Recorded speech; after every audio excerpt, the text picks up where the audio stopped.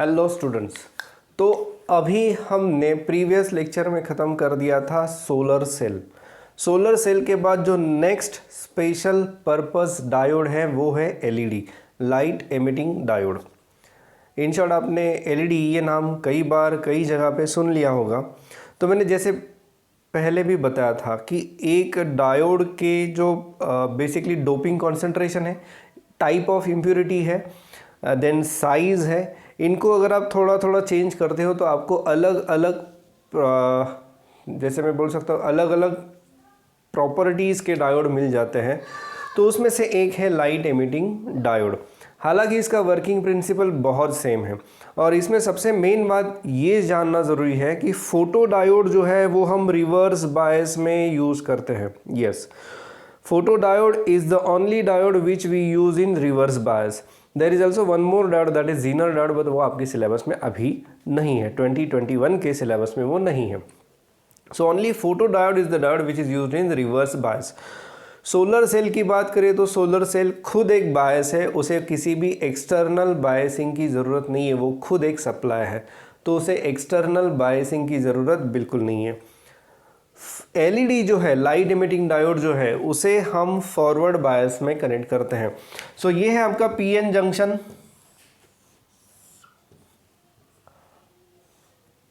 This is P, this is an and this is forward bias. Forward bias यानी P is connected to positive and N is connected to negative. When this type of connection is done, so in that case electron starts moving from N side to P side. तो जब ये electron N to P जाते हैं तो N यानी N type material, तो N type material में there are large number of free electrons. तो ये फ्री इलेक्ट्रॉन जो होते हैं वो रहते हैं कंडक्शन बैंड में। जब वो P रीजन में आ जाते हैं तो P रीजन में आने के बाद मोस्ट ऑफ द इलेक्ट्रॉन, बहुत सारे इलेक्ट्रॉन जो है, सारे के सारे नहीं बट बहुत सारे इलेक्ट्रॉन जो है वो होल के साथ रिकम्बाइन हो जाते हैं। तो एक बात यहाँ पे जान लो, इलेक्ट्रॉन जो फ्री रहता है वो रहता है कंडक्शन बैंड में, ठीक है, यानी ये बन गया आपका कंडक्शन बैंड। और होल जो रहता है, होल कहाँ रहता है, होल बेसिकली कहाँ जनरेट होता है, जहाँ से इलेक्ट्रॉन कोवैलेंट बॉन्ड को छोड़ के चला जाता है। कोवैलेंट कौन बनाता है, वैलेंस इलेक्ट्रॉन्स। तो होल जो रहता है वो रहता है वैलेंस बैंड में। So now in this case hole यहाँ पे है और इलेक्ट्रॉन यहाँ पे है। सो जब कोई भी इलेक्ट्रॉन होल के साथ रिकम्बाइन हो जाता है, सो इन दैट केस इलेक्ट्रॉन के पास यहाँ पे ज़्यादा एनर्जी थी, जब वो होल के पास आ जाता है तो उसके पास कम एनर्जी होनी चाहिए। So for that electron has to emit the energy difference between these two, जिसे हम कहते हैं एनर्जी गैप। तो ये जो एनर्जी गैप है यानी ये जो एक्सेस एनर्जी है, ये इलेक्ट्रॉन जो है इस एनर्जी को रेडिएट करता है। सो ये यहाँ पे इन दिस केस ये जो एनर्जी इलेक्ट्रॉन रेडिएट करता है it is in the form of light. तो इसलिए हमें यहाँ पे रेडिएशन लाइट दिखता है। This is the working principle of light emitting diode. तो सबसे सिंपल भाषा में कहा जाए तो इलेक्ट्रॉन जो कि कंडक्शन बैंड में रहता है वो होल से जाके रिकम्बाइन होता है, होल रहता है वैलेंस बैंड में। During the recombination electron emits its excess energy and this excess energy is emitted in the form of light. एक डाउट आपके मन में रहेगा कि सारे के सारे डायोड्स में ये होता है, बराबर है। तो सारे के सारे डायोड जो है वो लाइट एमिट क्यों नहीं करते। ये फोटो डायोड है, ये सोलर सेल है, यहाँ पर भी रिकॉम्बिनेशन होता होगा, यस होता है। तो वहाँ पे हमें लाइट क्यों नहीं मिलता, उसका कारण ये है, ये जो एनर्जी डिफरेंस है, एनर्जी डिफरेंस यानी क्या होता है, एच न्यू यानी hc/λ।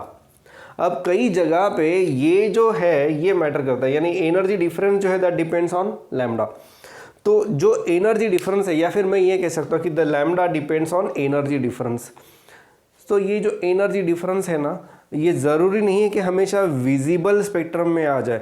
अब कई बार वो एनर्जी स्पेक्ट्रम आ सकता है इंफ्रारेड में, इट में कम इन यूवी, इट में कम इन विजिबल। तो इंफ्रारेड, यूवी एंड विजिबल, ये जो एनर्जी रेडिएट की जाती है ये सब के सब एलईडी है। लेकिन कुछ डायोड्स में ये जो एनर्जी गैप है ना that corresponds to heat energy. In this case, in many diodes other than LEDs, ये जो हीट रेडिएट होती है, आई मीन जो एनर्जी एमिट होती है, that is in the form of heat. So that's Y वो जो डायोड्स रहते हैं वो लाइट एमिट नहीं करते, ठीक है, वो थोड़े बहुत गर्म हो जाते हैं आप, बट वो भी जो एनर्जी है that is not very high energy, but the excess energy is emitted in the form of heat. So that's why हमें वहाँ पे उन पर्टिकुलर डायोड्स में लाइट नहीं मिलता, but there are some diodes like this, तो यहाँ पे हमें लाइट मिलता है। अब क्या करते होंगे इसके लिए, तो इसके लिए ना basically we can change the impurity. तो कौन सी इम्प्यूरिटी है, कौन सा मटेरियल हम यहाँ पे यूज़ कर सकते हैं, वो सब आपके पेज नंबर 355 पे दिया है विथ कलर। यस, उन्होंने कलर्स भी मेंशन किए हैं, तो मैं थोड़ा सा आपको बता देता हूँ कि कौन से एग्जाम्पल्स यहाँ पे उन्होंने मेंशन किए हैं। तो सबसे पहले दिया है उन्होंने एल्यूमिनियम गैलियम आर्सेनाइड, ठीक है, इट एमिट्स इंफ्रारेड रेडिएशन। ये रेडिएशन कौन सा देता है, इंफ्रारेड रेडिएशन। दूसरा है गैलियम आर्सेनिक फॉस्फाइड, ये देता है रेड एंड येलो लाइट। और है बहुत सारे हैं, और दो है, तो वो आपको याद करने हैं। पेज नंबर 355 डायग्राम है 16.17 के ऊपर का जो पैराग्राफ है वहाँ पे ये डिस्कशन उन्होंने दिया है। इसमें और एक चीज़ उन्होंने मेंशन की है, that is forward bias characteristic of LED. So light emitting diode जो है, जैसे मैंने कहा कि light emitting diode is always used in forward bias. अगर इस डायोड को आप रिवर्स बायस करोगे तो करंट फ्लो नहीं होगा, इलेक्ट्रॉन्स की मोशन बंद हो जाएगी, और जैसे इलेक्ट्रॉन्स का फ्लो बंद हो जाएगा there will not be recombination of electrons and hence you will not get any light.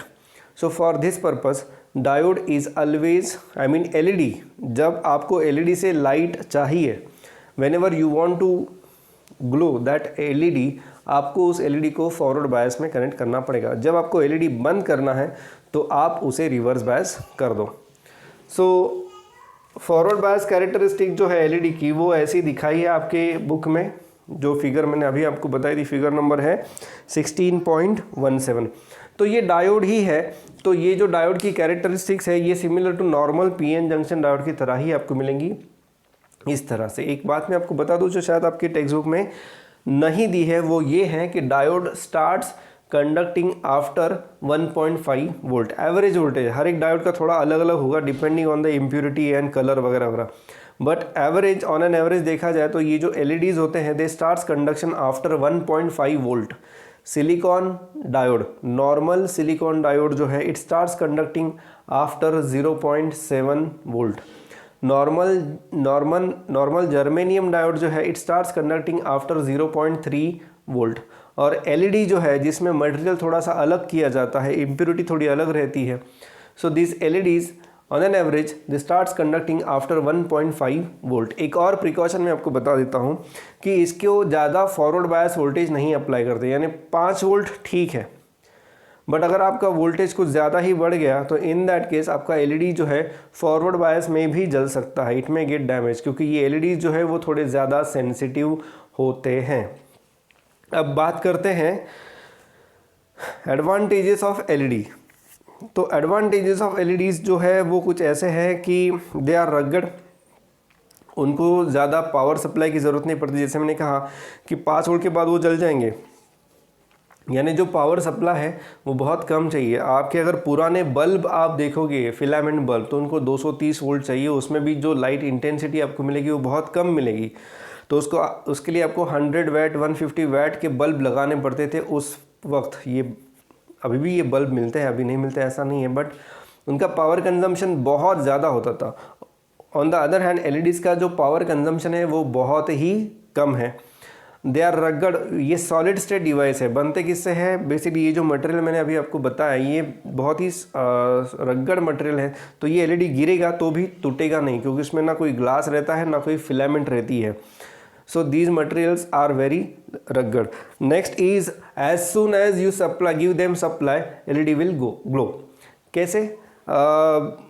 Basically ये जो प्रोसेस है, करंट तुरंत फ्लो होना शुरू हो जाता है, और तुरंत करंट अगर फ्लो होना शुरू हो जाएगा as soon as you make it forward bias, तो इलेक्ट्रॉन होल कॉम्बिनेशन जो है वो फटाफट हो जाएगा, और तुरंत आपको एलईडी मिल जाएगी। There is no time lag, यानी कि आप इसे ऑन करो और ऑन करने के बाद थोड़ी देर रुक जाओ और उसके बाद आपको लाइट मिलेगा। ये कब होता था, ये पुराने वाले स्ट्रीट लाइट्स अगर आपको याद होंगे, अगर आपने कहीं ऑब्जर्व किया होगा, तो जब वो ऑन करते थे तो पहले वो वाइट दिखते थे और फिर धीरे धीरे धीरे उनका कलर येलो होता था, यानी उनको एक 10 से 15 मिनट का टाइम लगता था फुल्ली लाइट एमिट करने के लिए। बट यहाँ पे एलईडीज़ का ऐसा नहीं है, एलईडी जैसे ही आप ऑन करोगे तुरंत आपको लाइट मिलेगा। You can easily change the brightness of LED. Yes, brightness of LED जो है, यानी जो लाइट एलईडी एमिट करता है उसका ब्राइटनेस भी आप इजीली चेंज कर सकते हो by changing the current passing through the LED. ये एक और एडवांटेज है। और कोई एडवांटेज है क्या, लेट मी सी।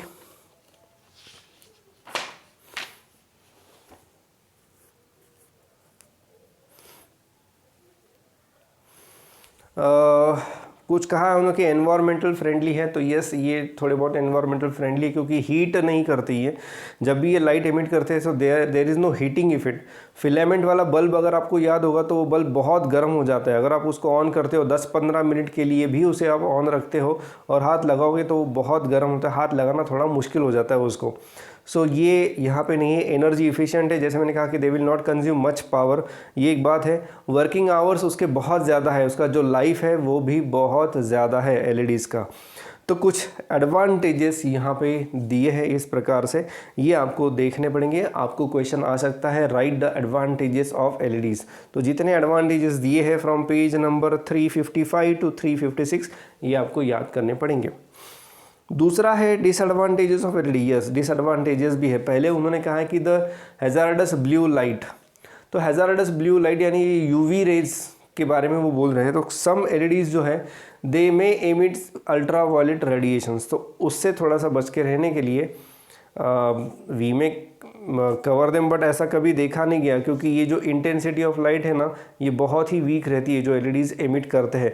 यानी इन शॉर्ट मैं कहूँ तो intensity of this blue light जो है वो बहुत ही कम रहती है। सो जनरली ज़्यादा इफेक्ट नहीं होता, but there are some LEDs which may emit hazardous UV radiation. So in that case उनका जो यूज़ है वो रिस्ट्रिक्शन जोन में ही किया जा सकता है।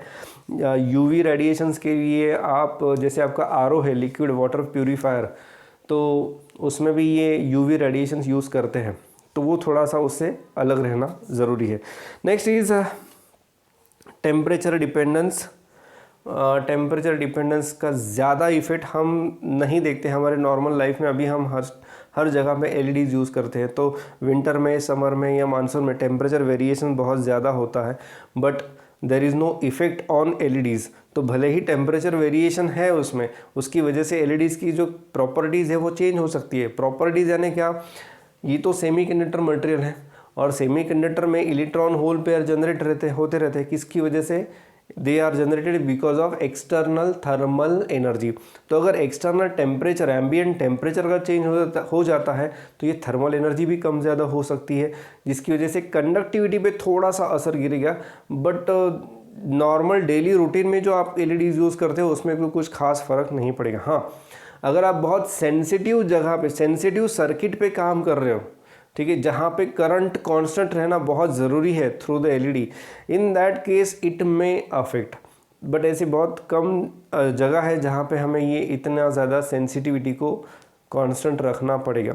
अदरवाइज़ नॉर्मल जो आपके डिवाइसेस है जो आप डेली लाइफ में यूज़ करते हो उसमें ज़्यादा फ़र्क नहीं पड़ेगा। हालांकि ठीक है, डिसएडवांटेज है तो उसे भी हमें देखना पड़ेगा। एक और डिसएडवांटेज दिया है कि दे आर वोल्टेज सेंसिटिव। तो जैसे मैंने कहा कि वोल्टेज सेंसिटिव यानी 5 वोल्ट तक एलईडीज़ काम कर सकते हैं, बट अगर आपका वोल्टेज 6 वोल्ट 7 वोल्ट भी चला गया, 1-2 वोल्ट का भी डिफरेंस आ गया, तो वो जो एलईडीज़ हैं वो डैमेज हो सकते हैं। तो ये एक थोड़ा सा precaution while circuit designing consider करना पड़ेगा। ठीक है, नेक्स्ट बात करते हैं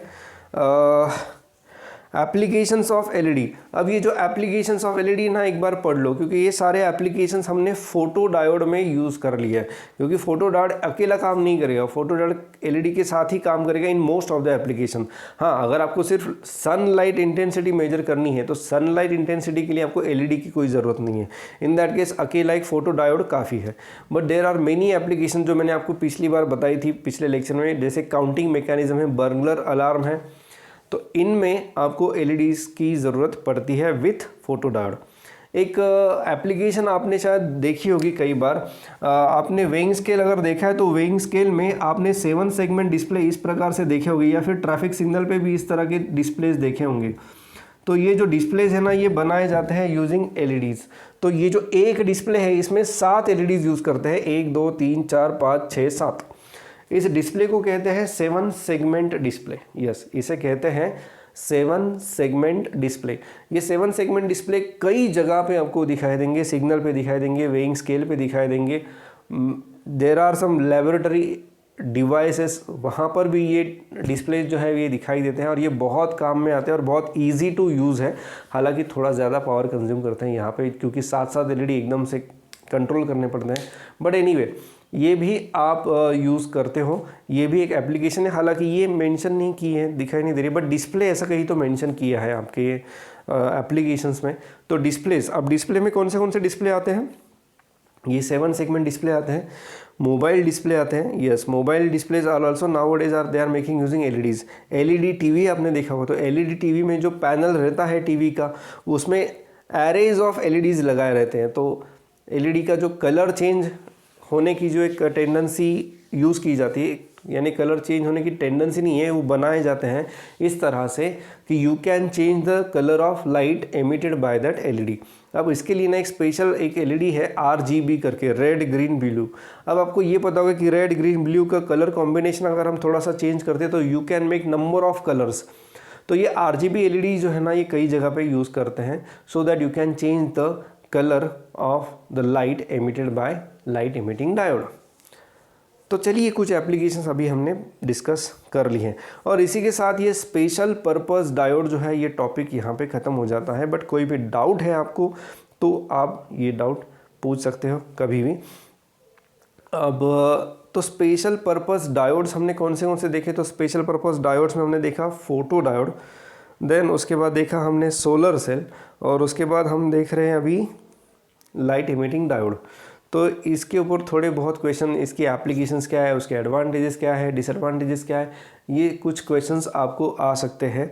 हालांकि I try to consider all points, uses, applications, advantages, disadvantages, ये पॉइंट्स कुछ सेल्फ एक्सप्लेनेटरी है, ये रीड करने की कोशिश करो। कहीं पर भी कोई डाउट है तो लेट मी नो, तो हम उसे फिर से एक बार देख सकते हैं, कंसिडर कर सकते हैं।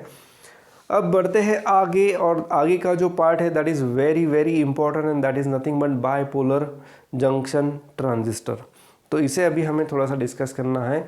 इसमें जैसे डायोड में हमने देखा कि डायोड में P लेयर है और N लेयर है, ठीक है। ट्रांजिस्टर में PNP या फिर NPN, ऐसी 3 लेयर्स होंगी। डायोड में 2 लेयर्स रहती है, और ट्रांजिस्टर में, बाइपोलर जंक्शन ट्रांजिस्टर में 3 लेयर्स हो सकती है। कौन सी लेयर्स है ये अभी हम देख लेते हैं, और उसके पीछे क्या कारण है, उसका वर्किंग कैसा है, ये अभी हमें डिस्कस करना है। ये लेक्चर में नहीं हो पाएगा, बट थोड़ा सा अभी कुछ पोर्शन यहाँ पे कंसिडर कर लेते हैं कि क्या क्या हम देख सकते हैं इसमें।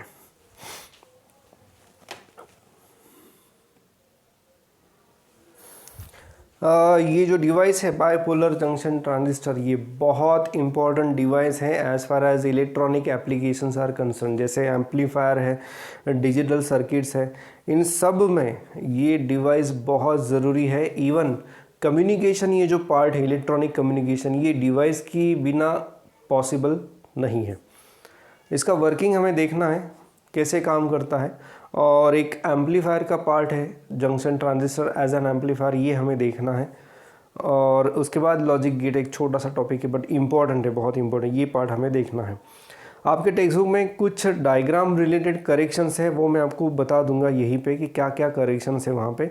बेसिकली करंट की जो डायरेक्शन है वो उल्टी दिखा दी है उन्होंने, तो वो एक करेक्शन हमें यहाँ पे कंसिडर करना पड़ेगा, देखना पड़ेगा, बस बाकी कुछ नहीं। नाउ डायरेक्टली शुरुआत करते हैं बाइपोलर जंक्शन ट्रांजिस्टर। तो ये जो डिवाइस होता है ये 3 लेयर डिवाइस होता है। एक रहता है PNP,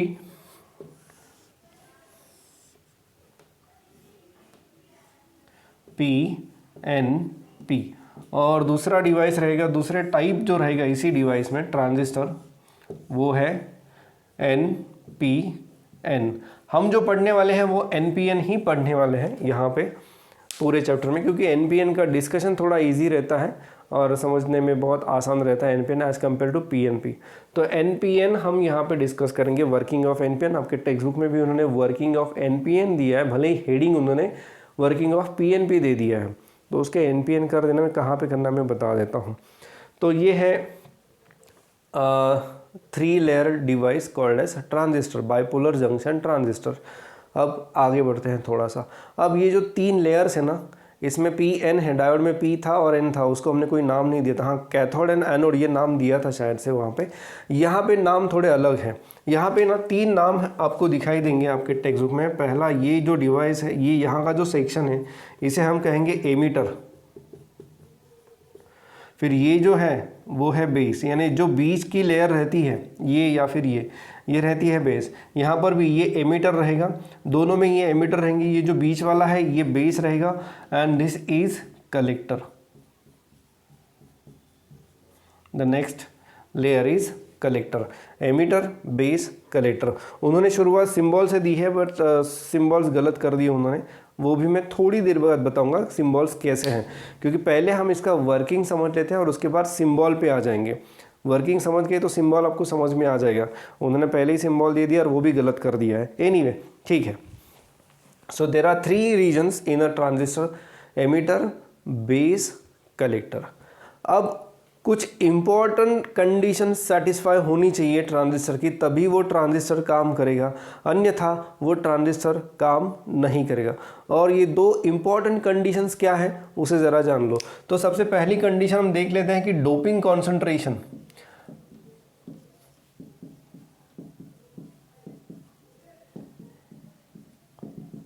तो डोपिंग कॉन्सेंट्रेशन आपको पता होगा कि addition of impurity is called as doping, और कितनी इम्प्यूरिटी ऐड करते हैं उसे कहते हैं डोपिंग कॉन्सेंट्रेशन।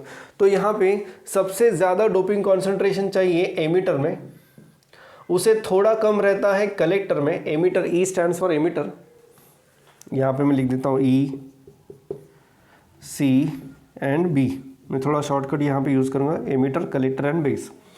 तो डोपिंग कॉन्सेंट्रेशन जो है ना वो एमीटर में सबसे ज़्यादा होता है, यानी मैं ये कह सकता हूँ कि एमीटर में सबसे ज़्यादा इम्प्यूरिटी हम ऐड करते हैं।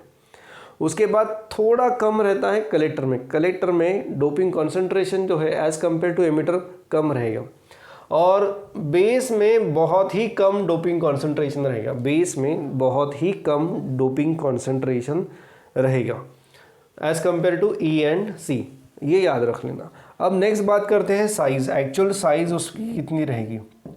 तो साइज़ के मामले में कलेक्टर जो है ना उसकी साइज़ थोड़ी ज़्यादा रहेगी as compare to emitter. Collector की जो साइज़ है वो थोड़ी ज़्यादा रहेगी एज़ कम्पेयर टू एमीटर। और उसके बाद बेस की जो साइज़ है ना वो सबसे कम रहेगी। बेस की विड्थ भी अगर देखा जाए तो it will be in micrometer. Yes, यहाँ दिखाने के लिए हमने बहुत ज़्यादा साइज़ दिखाया so that I can explain the working of transistor, but actually practically देखा जाए तो बेस की जो साइज़ रहती है वो बहुत ही कम रहती है as compare to collector and emitter. तो ये 2 कंडीशन जो है ना ये बहुत ही इंपॉर्टेंट कंडीशंस है, इसके बिना ट्रांजिस्टर जो है वो काम नहीं करेगा, transistor action will not take place. तो ये 2 कंडीशंस आपको अच्छे तरीके से याद रखनी है। हाँ, both these conditions are applicable to these 2 types, यानी भले ही वो NPN ट्रांजिस्टर हो या भले ही वो PNP ट्रांजिस्टर हो, ये ट्रांजिस्टर है तो ये 2 कंडीशन सेटिस्फाई होनी चाहिए, NPN रहे या PNP रहे, ये कंडीशंस एज इट इज़ रहेंगी दोनों के लिए। ठीक है, अब बढ़ते हैं थोड़ा सा आगे। Now will go for working of transistor, but अब समय थोड़ा सा कम रहा है, वो है 23 मिनट्स अभी हो गए हैं। तो कितना डिस्कशन पॉसिबल है कोई बात नहीं, मैं डिस्कशन तो शुरू कर देता हूँ, आगे का बाद में देख लेते हैं।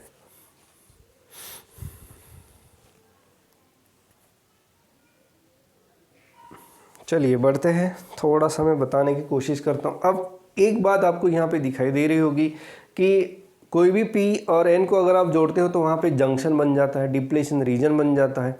सो वैसे यहाँ पे 2 जंक्शन है, एक जंक्शन यहाँ पे है और दूसरा जंक्शन है यहाँ पे। So there are 2 junctions NPN, तो ये P का इन दोनों के साथ जंक्शन बन गया, डिप्लेशन रीजन यहाँ पे बनेगा। वैसे ही यहाँ पे N का 2 P के साथ डिप्लेशन रीजन बनेगा या फिर जंक्शन बनेगा। तो नॉर्मल वर्किंग ऑफ डायोड के लिए अब पावर सप्लाई हम ऐसा कनेक्ट करते हैं सो दैट, अब ध्यान से सुनना, एमीटर बेस जंक्शन जो है ना, emitter base junction, it is forward biased, emitter base junction is forward biased and collector base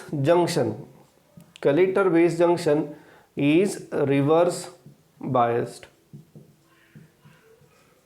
यानी जो हम ट्रांजिस्टर से एप्लीकेशन एक्सपेक्ट करते हैं, amplifier, transistor as an amplifier, तो whenever I am using transistor as an amplifier, in that case emitter based junction should be forward biased and collector based junction should be reverse biased। ये दो conditions भी आपको याद रखनी है, ये बहुत इंपॉर्टेंट कंडीशंस है। अगर ये कंडीशन सेटिस्फाइड है तो ही आपका ट्रांजिस्टर एम्पलीफायर का काम करेगा, अन्यथा वो एम्पलीफायर का काम नहीं करेगा। It may operate in different region, तो वो रीजन कौन से, 3 रीजन है, वो भी हमें देखने हैं।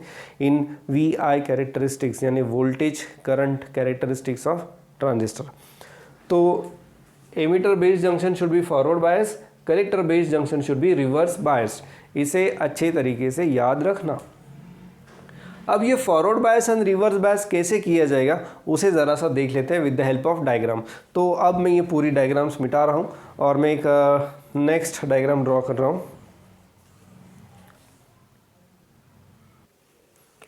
तो जो 2 मेन कंडीशंस मैंने आपको बताई थी वो यहाँ पे लिखी है मैंने कि एमीटर बेस्ड जंक्शन जो है वो फॉरवर्ड बायस होना चाहिए, कलेक्टर बेस्ड जंक्शन जो है वो रिवर्स बायस होना चाहिए। अब यहाँ पे NPN ट्रांजिस्टर हम यूज़ कर रहे हैं और पूरा डिस्कशन इस आगे का ट्रांजिस्टर रिलेटेड हम NPN का ही करेंगे। तो NPN ट्रांजिस्टर को मुझे अगर इस तरह से बायस करना है यानी to connect the power supply, to connect the battery. So emitter base junction should be forward bias. अब फॉरवर्ड बायस कैसे करते हैं हम किसी भी PN जंक्शन को, positive of the battery is connected to P side and negative of the battery is connected to N side. तो ये बैटरी है, इसका पॉजिटिव जो है वो मैंने P को कनेक्ट किया है और इस बैटरी का निगेटिव जो है वो N को कनेक्ट किया है। इस तरह से एटलीस्ट एमीटर बेस जंक्शन जो है ये फॉरवर्ड बायस बन गया। अब मुझे कलेक्टर बेस जंक्शन को रिवर्स बायस करना है, तो किसी भी PN जंक्शन को रिवर्स बायस करना है तो आप कैसे करोगे, P side is connected to negative of the battery, ये उल्टा हो गया, एक मिनट, यहाँ पे हमें क्या करना पड़ेगा, P side should be connected to negative of the battery and N side should be connected to positive of the battery. तो ये जो जंक्शन है कौन सा, कलेक्टर बेस जंक्शन, ये रिवर्स बायस हो जाएगा। थोड़ा कन्फ्यूजन होगा आपके मन में कि सर यहाँ पे ये एक निगेटिव यहाँ पे पॉजिटिव कैसे काम करता है। डोंट वरी, यहाँ पे कनेक्शंस एग्जैक्टली ऐसे नहीं रहेंगे, थोड़ा सा डिफरेंस रहता है। बस कंसेप्ट को समझने के लिए हमने ऐसी डायग्राम बनाई है। थोड़े प्रैक्टिकली कनेक्शंस अलग तरीके से किए जाते हैं। अब कैसे, आपको पता होगा कि डायोड फॉरवर्ड बायस होता है, यानी क्या होता है कि P side is at little bit higher potential as compare to N। Exactly plus minus वहाँ पे नहीं रहता, वहाँ रहता क्या है, फॉरवर्ड बायस मैंने पहले भी बताया था आपको कि P side should be at higher potential as compare to N, तो वो होगा फॉरवर्ड बायस डायोड। तो यहाँ पर भी करते क्या है कि this N is made at higher potential than P, तो डायोड रिवर्स बायस हो जाएगा। और वही यहाँ पे by using some circuit arrangement हम अचीव करते हैं, बट उसके डिटेल्स में जाने की ज़रूरत नहीं है। सो अप्रोक्सीमेट जो कनेक्शंस रहेंगे वो ऐसे रहेंगे।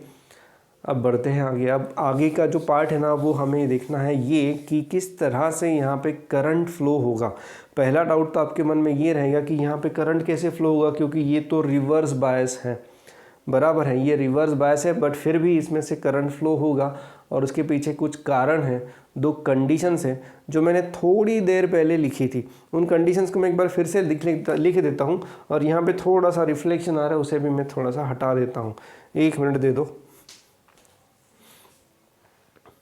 हाँ, अब शायद कनेक्शन दिख रहे होंगे। So N side is connected to positive, P side is connected to negative, this junction is reverse bias. और ये कौन सा जंक्शन है, ये है कलेक्टर बेस जंक्शन। यहाँ पे emitter base junction should be forward bias. तो इसमें हमें क्या करना पड़ेगा, इसमें हमें N side should be connected to negative, P side should be connected to positive. तो इसको फॉरवर्ड बायस करने के लिए हमने ये बैटरी यूज़ की है और इसको रिवर्स बायस करने के लिए हमने ये बैटरी यूज़ की है। अब जो कंडीशंस मैं बताने वाला था वो कंडीशंस में नेक्स्ट वीडियो लेक्चर में कवर करूँगा। फ़िलहाल के लिए बस इतना ही मैं डिस्कस करूँगा। अब ऐसे कनेक्शंस करने से आगे क्या होगा, करंट कैसे फ्लो होता है, ये जानना बहुत ज़रूरी है। उसके लिए जो पहली जो दो कंडीशंस मैंने मेंशन की थी वो मैं बता दूंगा नेक्स्ट वीडियो लेक्चर में। अभी के लिए बस इतना ही, इतना पढ़ लो, ठीक है, या फिर रहने दो, नेक्स्ट वीडियो लेक्चर पहले देख लो और उसके बाद ट्रांजिस्टर जितना हो गया उतना पढ़ लो। समझ में नहीं आया तो कोई भी डाउट है तो आप पूछ सकते हो। सो इसके आगे का सेक्शन हम कवर करेंगे नेक्स्ट लेक्चर में।